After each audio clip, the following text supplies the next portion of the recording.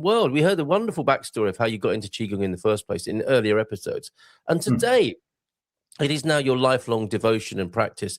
And today, I would love to talk to you about how it can possibly be the annual devotion for others as we go into a new year. Let's not talk about diets and resolutions and things that kill the mood, but it wouldn't be a bad idea, especially for someone like me who had a terrible backache and a wake-up call thinking, I do need to strengthen my back. I do want to remain flexible. And I can't just trade on everything that I've done so far in my life. I need to be a little bit more conscious and a bit more of a concerted effort. Would Qigong be a good choice for somebody in that position? Yes, absolutely. I think that's the point entirely. So a couple of things pop up immediately. The first thing that sort of pops up is the fact that we now have found a way to extend our lives dramatically. We used to die in our 60s, we're now dying in our 90s. But the problem with that is that what we haven't managed to do is extend the quality of our lives.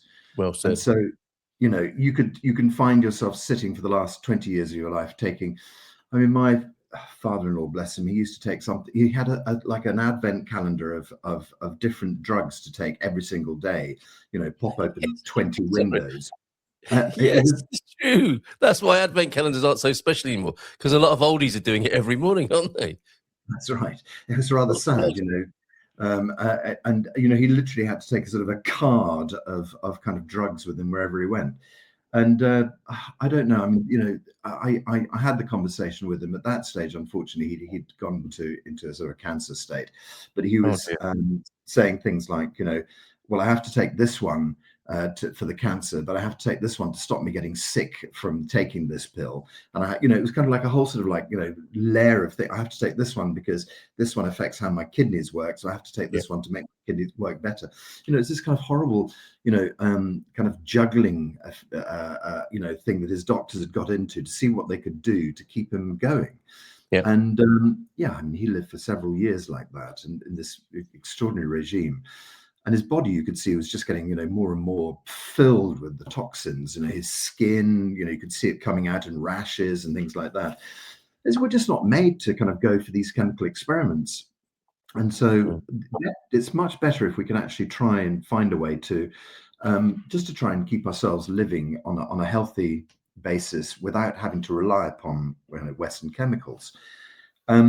There's a story doing the rounds. There's a university, which may have been Brown in the States, that they'd done a study, and their suggestion was that statins, which are supposed to lower our blood cholesterol, that statins were also responsible for the rise in dementia. Yep. Every single person in the world, when they hit the age of 60, is told, take statins. They just say it. It's just a kind of like a thing they say. Your blood pressure level is 4.2. It should be 3.8. Start taking statins. And the suggestion is that what we're doing there is we're taking away lots of fats in our body. And that's kind of, the idea is to remove the fats in the body. But what they're now saying is that they suggest that all the fats that are needed in your brain, and that's why we're told to take fish oils and eat walnuts and things like that. The fats in your brain are also being taken away. And that's why people are losing the ability to, their cognizance.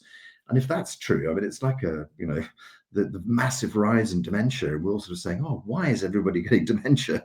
Why is that? Yeah. That's not, and I think the only, it's one of these hockey stick curves where it goes along and it goes up dramatically, dementia. And if you add the kind of rise in statins over they seem to match each other beautifully. This was the theory that this university was putting together. You'd have to do your own research work into it. I'm not saying don't take statins, but I'm just saying that there are other interventions that we can do in our lives.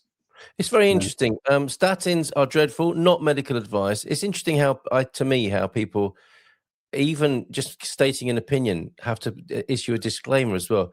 Surely there's enough flipping evidence for people to be able to say things like that. It just beggars belief, really, that people are so polite and careful about this when it looks like a massive crime. It's not as if the pharmaceutical companies haven't got form for completely destroying people's lives with their overly marketed products, is it? Sorry, what's that? No, Carl. I mean, it's true though, isn't it? I mean, if you watch the movie about the opiates, is it in North America? Purdue, is that the company? That, I don't know. I'm getting myself in all sorts of potential trouble here. But That's right. You have to move to the Cayman Islands to keep broadcasting. Yes, but I don't have a pharmaceutical budget for such a thing. But anyway, yes, thank you for your kind advice to calm down there, because that's probably not going to be very good for me either, is it? No. My brain fats will be boiling at this rate. So let's get back to Qigong. So many good options via healthy eating anyway to statins. Well, yes, exactly. That's exactly what I was going to say. Is that so?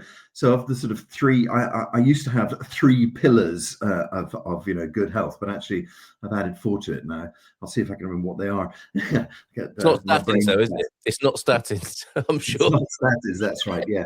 So I mean, there's this that I was going to say caller, as that writer, correspondent. Correspondent, very good, said, yeah, healthy eating, really, really important. I think that's it. You know, there's so much complexity put into our diet these days. There's so much complexity put into our environment. So just the fact that, you know, everything you wash up with, everything you put in your washing machine, everything you put on your skin has a new toxic load of extraordinary kind of like chemicals that we've never used before. You know, so that's why I try to only use kind of organic shampoo and organic, dishwashing stuff, organic stuff that goes in your washing machine.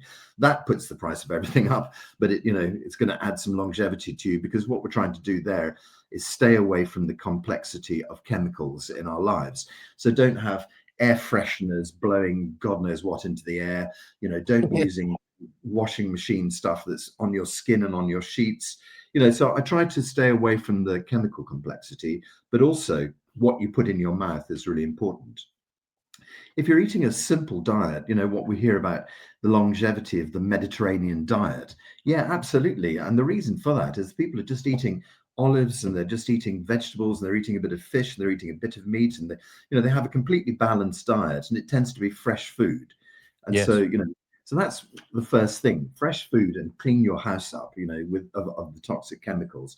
And then suddenly the load on your body, we call that stress as well. The load on your body's gone right down. You know, you've already sort of taken a lot of stressors out of your life.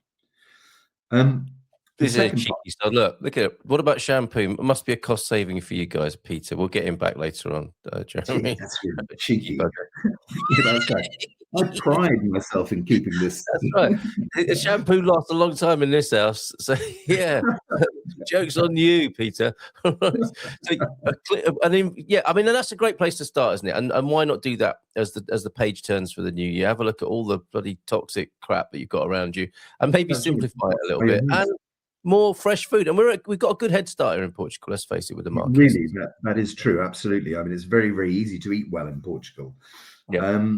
And so the second thing is, for me, nature. I think nature, and we're so blessed in Portugal with that as well, especially San Martino. It's spending time outside in nature.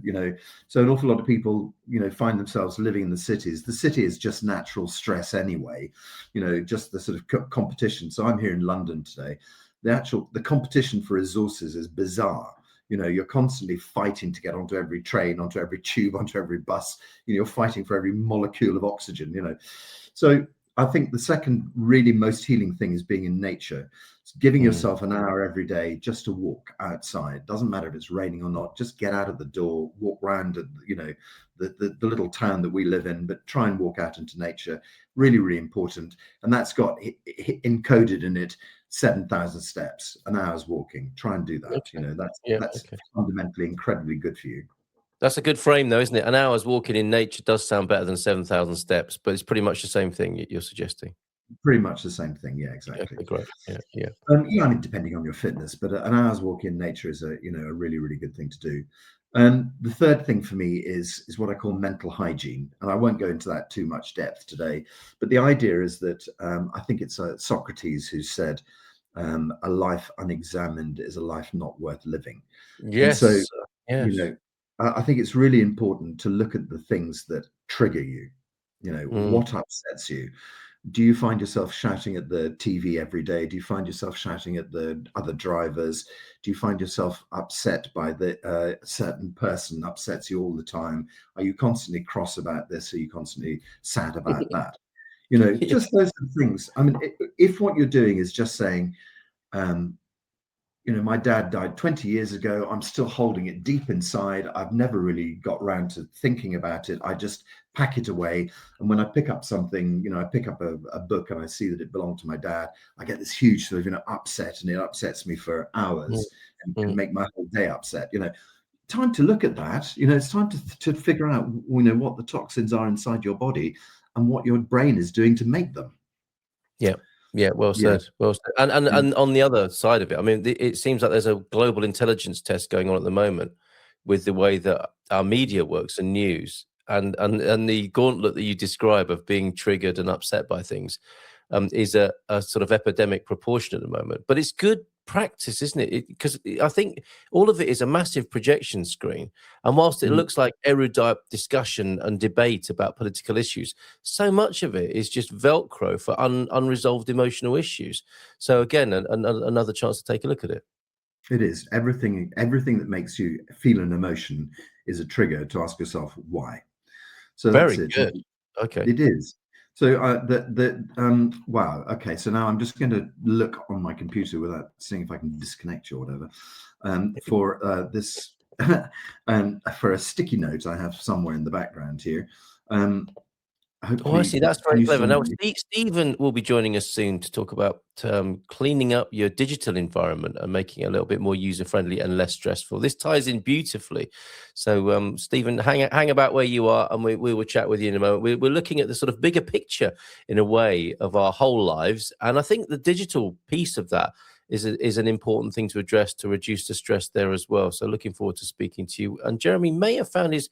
This is the sort of thing Stephen helps you deal with. I think. Have you lost a digital post-it note and on your many open tabs and screens? No, I found it. Oh, good man, good man. Excuse me. It was a guy who I really rate, who's a sort of he's a coach for top business people and things like that. But he started off with the Heart Math organization, which is Oh yeah, a really interesting organization. But he says, I've got a little quote from Dr. Alan Watkins. He right. refers to this phrase that somebody else has quoted, which says, "Dysregulated emotions are the superhighway to all disease of modern society." Oh Wow, my word. Yes. Boom. Yes. Dysregulated emotions are the superhighway to all disease of modern society. So that's it. So that's the third step of it, is definitely start to look at the emotional state inside. And I know that a lot of your listeners probably come from South Africa, from Australia, places like that, where men are men, and we don't like to look at those kind of things. And I lived in South Africa for 4 or 5 years, and I know that it's a very sort of strong society where the men have to be the most powerful. But actually, what that does is that it means you end up tending not to look at yourself. So that's a sweeping generalization. Apologies all. Well, okay, and if it applies, it applies. If it doesn't, it doesn't. That's fair enough. But what can be said, and I found this helpful. I wouldn't describe myself as in any way a macho man from a tough culture. But what I do know is I do recognize some of the things you're talking about, of carrying persistent triggers and things that are unresolved, as all humans have. And coming to Portugal at least gives you the chance. If you change your life for a more quiet way of life, you suddenly have... It's a double-edged sword, isn't it? Because on the one hand, you're thinking, "Oh, I like this quiet, calm lifestyle." But what happens in the quiet, calm lifestyle is those things can come up for air finally, can't they? And you think, Yes. hold on a minute, I'm meant to be relaxed. And like something's really peeing me off, like the driver that's driving too close behind me, or something else and something else. But haven't we got this beautiful opportunity to look at the very sort of thing you're talking about in this quieter mind that might be emerging? Yeah, very much so. The driver driving too close behind you, that's an unusual thought in Portugal, isn't it? Yeah, for instance, I'm not saying, and for anyone who's suddenly shouted at the screen, "What triggering emotions? I don't have triggering emotions." that's probably a little cue, isn't it, as well? Yes, exactly. Maybe. Yes, I think you're quite right. Portugal really is a great place to bring up these stories. And actually, my daughter is a case in point. Bless her. Her and her partner, they moved to Portugal to start up a new life, and within a year or so, they decided that their new life was not together. You know, they found that space, and so they gently just demerged, and they have a very, very good life these days, living both of them in Brighton, co-parenting, but not together. And It can Portugal was happen. Yeah. yeah, Portugal was what taught them that. It was really interesting. So, How you know, incredible! How it incredible! is. So I'd let's love. May I bring Stephen onto the screen, because Stephen is nodding a lot with what we're saying. I think he might want to join this conversation, and we can segue beautifully into the idea that Stephen wants to share with us and the offer that he's got. But is that okay with you, Jeremy? Because I would also like to make this something of a program for the new year, if possible. That what we're talking about, because the community and the sense of continuity is important as well. It's easy to well, not easy necessarily, but it's easier to recognize these ideas and say, yeah, absolutely, right on, Jeremy. But if we can have some continuity with this, I'd love that as well in the new year. Okay, so could I just mention the fourth leg of my Go for your story? fourth leg, and then we'll bring Stephen on. Yeah, Exactly, that's perfect. So the fourth part of that is doing exercise, doing Qigong. all So right. the reason I suggest doing Qigong is because it's been designed to work every single aspect of your body. It's very different to yoga, very different to Pilates, in that it tends to compress your body and compress your muscles and then let them relax. Whereas the other things are all about stretching your muscles as much as you can. So it works much better for people. I didn't see that. It works much better for people, I find, who are, you know, in their 50s and 60s. You don't have to get down on a mat. You don't have to dress in lycra. You don't have to use machines and things like that. You can just be standing in your living room to do Qigong. So hopefully at some stage, Carl, you might be able to share a link on my website. I've got what I call, lovely, thanks. On my website, I've got, on my YouTube channel, I've got a thing which is just a 15-minute warm-up exercise. And basically, it's just 3 very simple exercises. One of them, you turn your waist. One of them, you bend your body backwards and forwards. One, you bend your body sideways. But you do it very slowly and very mindfully. And that was how I got started in Qigong. And so it was just setting aside. My story was that I only had a bath in my flat in London. I didn't have a shower. So I'd have to wait for the bath to run before I went to work. If I went back to bed, the flat would flood, you know, and so I had to stay awake and stay up. And so I started doing these Qigong exercises while my bath was running, just 10 minutes of it, you know, and it changed my life, absolutely changed my life. Yeah, I remember you telling me that story. It's wonderful. That's Jeremy's website there, quantumqigong.co.uk. Which video is it that we've got on that you're sharing? Well, you'd like me to share with people? It's just called warm-ups. I don't know if I think it might be there. No, sorry, it's not actually. Well, I'll put the link to your YouTube channel anyway, and people can have a little nosy and find that. Look up warm-ups. Yeah, that's right. So if they just search warm-ups, you know, Jeremy Colledge, they'll find that as well. But look these at you. All this wonderful content here. Fantastic, Jeremy. Each week I put up a healing class online. And so my healing classes are an hour and a half long, and they're just a standing meditation. Right. Okay. And so I do that Wednesday class live, 9:30 in the morning on my website, and it's completely free. Or I load it up onto YouTube afterwards. And so now I've got a library of 160 healing classes up there. And each one of them is just about listening to the video, just going inside, letting go of some emotions or seeing some patterns inside you. It's a very sort of simple class and anybody can do it. And it's just a soft, gentle meditation. You can do it sitting down, lying down, standing up, whatever. Fabulous, fabulous. And will you come back to talk specifically or coach us on? I mean, you're here once a month anyway. Can we up the sort of the regularity on that a bit and have a little bit of a squad that might be interested in going into this? You know I would. I'd be very happy to do that. Fantastic. Subscribe, Jeremy. Thank you. Sarah might be up for it as well. If a few of us do this of a morning together, that'll be wonderful. Right. Are you happy to stay while Stephen's here? Because I think there's some synergy this morning. Right. Let's give him a nice round of applause and bring Stephen onto the screen. Good morning, Stephen. Hi. Good morning. Bon dia.